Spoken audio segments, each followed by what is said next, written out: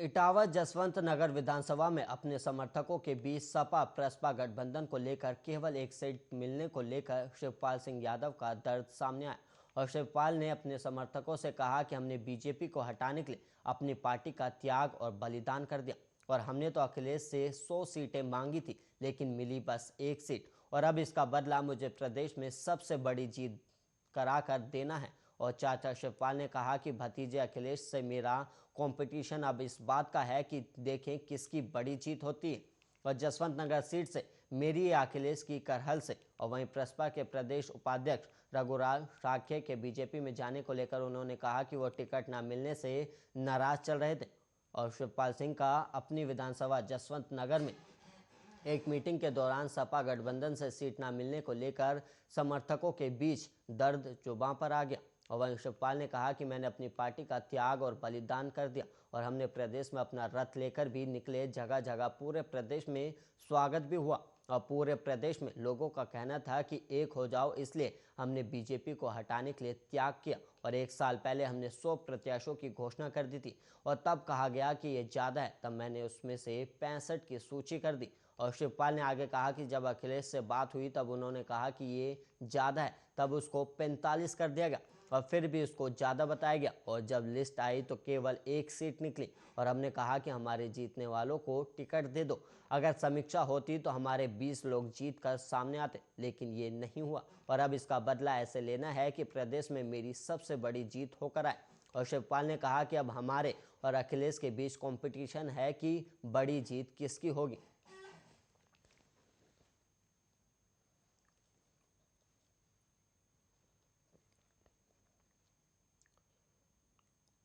वहीं बहराइच सदर विधानसभा की बीजेपी प्रत्याशी अनुपमा जायसवाल के नामांकन में बहराइच पहुंची बीजेपी नेत्री अपर्णा यादव ने राजपूतों पर तंज कसते हुए कहा कि अब तक जितनी भी लड़ाइयां हुई हैं उसमें राजपूतों से आगे यादव रहे हैं और उन्होंने ये भी कहा कि हमारे लिए पार्टी से बढ़कर राष्ट्रवाद है और इसके लिए हमने राजनीति के लिए भारतीय जनता पार्टी को चुना है। और जनता को संबोधित करते हुए अपर्णा यादव ने यह भी कहा कि अब तक जितने सरकारें रही हैं सभी सरकारों में गुंडा राज का बोलबाला रहा।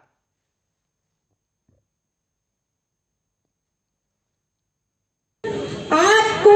किस तरीके की सरकार चाहिए, दंगा कराने वाली या दंगा रोकने वाली? तो किसको चुनेंगे आप? बटन आपका कहाँ लगेगा? मैं आपसे बार बार कह रही हूँ कि लोगों के बातों में आप ना आइएगा, क्योंकि भड़काऊ लोग भड़काऊ भाषण देने वाले।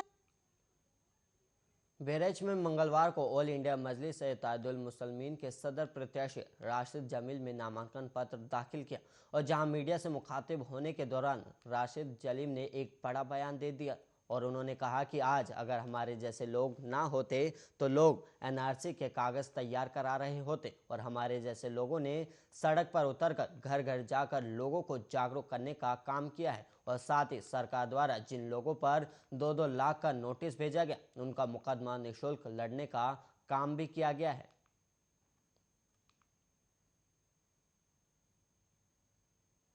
देखिए, बहराइच जो है उत्तर प्रदेश के अंदर सबसे पिछड़ा जिला, शिक्षा में भी, आर्थिक क्षेत्र में भी,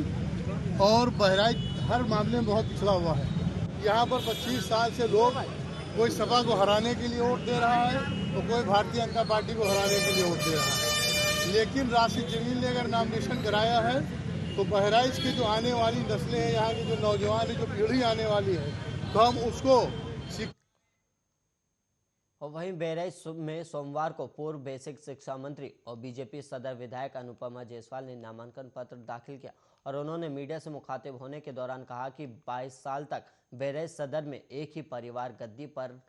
रही, जिसके बाद अब परिवर्तन हुआ है और जब उनसे उनके हो रहे विरोध को लेकर सवाल किया गया तो उन्होंने बताया कि विरोध उनका ही होता है जो कुछ काम करते हैं और उन्होंने कहा कि 2 साल तो कोरोना के भेद चल गया और वहीं बाकी बचे हुए साल में हमारे द्वारा कार्य किया गया और उन्होंने आगे कहा कि अब आगे से लोगों को किसी भी तरह की शिकायत का मौका नहीं दिया जाएगा।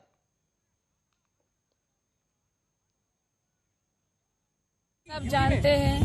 कि 22 वर्षों तक लगातार एक ही पार्टी का, एक ही परिवार का कब्जा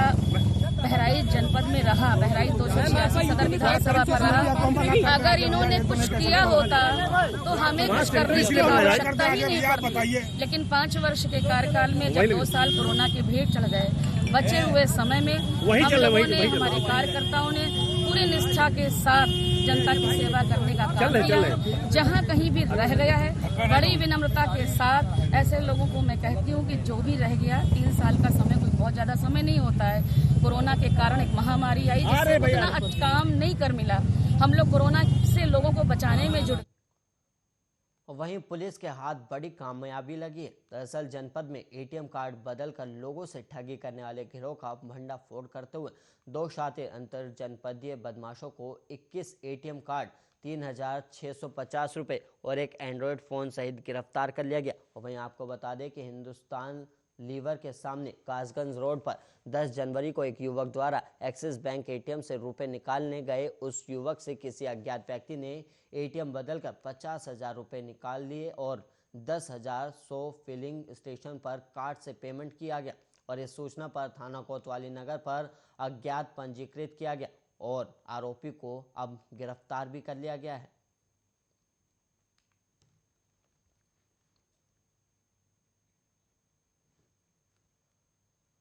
वहीं प्रगतिशील समाजवादी पार्टी के नेता और 2 बार सांसद रहे रघुराज सिंह शाक्य ने पार्टी छोड़ दी। वो सोमवार को अपने समर्थकों के साथ बीजेपी में शामिल हो गए और उनसे पहले प्रसपा के नेता और समाजवादी पार्टी की सरकार में मंत्री रहे शिव कुमार बैरिया भी बीजेपी में शामिल हो गए थे। और इससे उत्तर प्रदेश में समाजवादी पार्टी और प्रसपा के गठबंधन के लिए एक झटका माना जा रहा है। और शाक्य प्रसपा प्रमुख शिवपाल सिंह यादव के गृह जिले इटावा के रहने वाले थे और रघुराज सिंह ने सोमवार को लखनऊ में उप मुख्यमंत्री केशव प्रसाद मौर्य की मौजूदगी में बीजेपी की सदस्यता ली। और शाक्य को शिवपाल सिंह यादव का बेहद करीबी माना जाता था और वह प्रसपा के प्रदेश उपाध्यक्ष के पद पर भी थे। और शाक्य 1999 और 2004 में समाजवादी पार्टी के टिकट पर सांसद भी चुने गए थे और उन्होंने 2012 में सपा के टिकट पर इटावा सदर सीट से विधानसभा का चुनाव भी जीता था और इस बार भी वो इटावा सदर सीट से विधानसभा चुनाव की तैयारी कर रहे थे।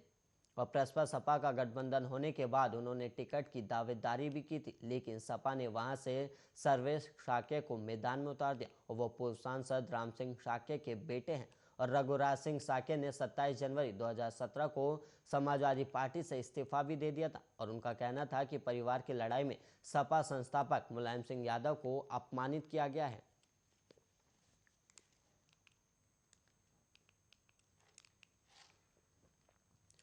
संसद में बजट सत्र के दौरान राष्ट्रपति के अभिभाषण पर चर्चा का जवाब देते हुए प्रधानमंत्री नरेंद्र मोदी ने सोमवार को कोरोना काल में प्रवासियों को लेकर जो बातें कही उसे दिल्ली के सीएम अरविंद केजरीवाल ने झूठा करार दिया। और केजरीवाल ने पीएम के बयान का वीडियो साझा कर कहा कि प्रधानमंत्री जी का ये बयान सरासर झूठ है। और इसके बाद उनके और यूपी के मुख्यमंत्री योगी आदित्यनाथ के बीच ट्विटर वॉर छिड़ गई और दिल्ली के सीएम ने यूपी के अपने समकक्षीय मुख्यमंत्री को इसके बाद निर्दलीय और क्रूर शासक करार दिया, जबकि सीएम योगी ने उन्हें झूठा बताते हुए कहा कि उन्होंने जबरदस्ती श्रमिकों को दिल्ली से कोरोना काल में भगाया। और दिल्ली सीएम ने ट्वीट करते हुए कहा कि देश उम्मीद करता है कि जिन लोगों ने कोरोना काल की पीड़ा को सहा, जिन लोगों ने अपनों को खोया, प्रधानमंत्री जी उनके प्रति संवेदनशील होंगे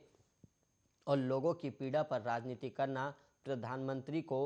शोभा नहीं देता। और उनकी पार्टी की तरफ से भी ट्वीट कर पीएम मोदी के बयान को झूठ बताया गया। और इसके बाद यूपी के मुख्यमंत्री योगी आदित्यनाथ ने दिल्ली के अपने समकक्षीय अरविंद केजरीवाल पर हमला बोला और सीएम योगी ने ट्वीट करते हुए कहा कि अरविंद केजरीवाल का आदरणीय प्रधानमंत्री जी के बारे में आज का बयान घोर निंदनीय है और अरविंद केजरीवाल को पूरे राष्ट्र से माफ़ी मांगनी चाहिए। और गोस्वामी तुलसीदास जी ने उनके जैसे लोगों के बारे में ही कहा है कि झूठा ही लेना, झूठा ही देना, झूठा ही भोजन, झूठ चबेना। इस ट्वीट के बाद सीएम योगी ने एक और ट्वीट किया जिसमें उन्होंने लिखा, सुनो केजरीवाल, जब पूरी मानवता कोरोना की पीड़ा से करहा रही थी उस समय आपने यूपी के कामगारों को दिल्ली छोड़ने पर विवश कर दिया और छोटे बच्चों और महिलाओं तक को आधी रात में यूपी की सीमा पर असहाय छोड़ने जैसा अलोकतांत्रिक और अमानवीय कार्य आपकी सरकार ने किया। और आपको मानवता द्रोही कहे या यूपी सीएम के इस ट्वीट के बाद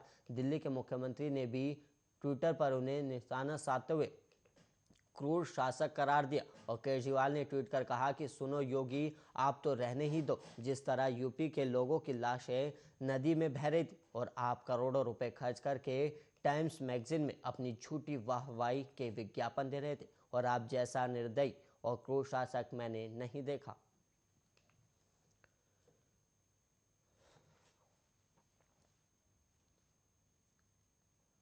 अमरोहा के हसनपुर में पहुंचे असदुद्दीन ओवैसी ने पीएम मोदी और मुख्यमंत्री योगी आदित्यनाथ सहित समाजवादी पार्टी पर जमकर निशाना साधा। और ओवैसी ने कहा कि पीएम मोदी चीन का नाम लेने से भी डरते हैं और मुख्यमंत्री योगी आदित्यनाथ को तो मौसम वैज्ञानिक होना चाहिए था। और हसनपुर में जनसभा को संबोधित करते हुए ओवैसी ने गृह मंत्री अमित शाह द्वारा संसद में दिए गए बयान पर कहा कि वो मुझे सिक्योरिटी देने की बात करते हैं, लेकिन मैंने सिक्योरिटी लेने से साफ इनकार कर दिया, क्योंकि मेरे लिए मेरे लोग सलामत रहे तो मैं सलामत रहूंगा। और उन्होंने अमित शाह का शुक्रिया अदा किया और कहा कि आप मुझे जेड कैटेगरी की सुरक्षा मत दीजिए, बल्कि ए कैटेगरी का शहर बनाइए। और ओवैसी ने इशारों में समाजवादी पार्टी और बहुजन समाज पार्टी पर निशाना साधा और कहा कि हमारे देश के प्रधानमंत्री चीन का नाम लेने से भी डरते हैं। और इसके अलावा उन्होंने मुख्यमंत्री योगी आदित्यनाथ पर भी निशाना साधते हुए कहा कि मुख्यमंत्री के द्वारा दिए गए बयान पर उन्होंने कहा कि आपको तो मौसम वैज्ञानिक होना चाहिए था।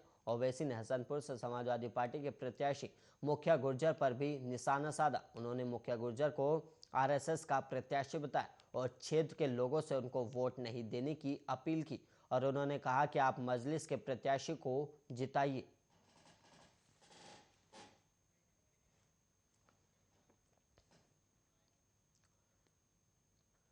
इसी के साथ इस बुलेटिन में इतना ही। देश और दुनिया की तमाम खबरों के लिए आप बने रहिए आर्या न्यूज़ के साथ।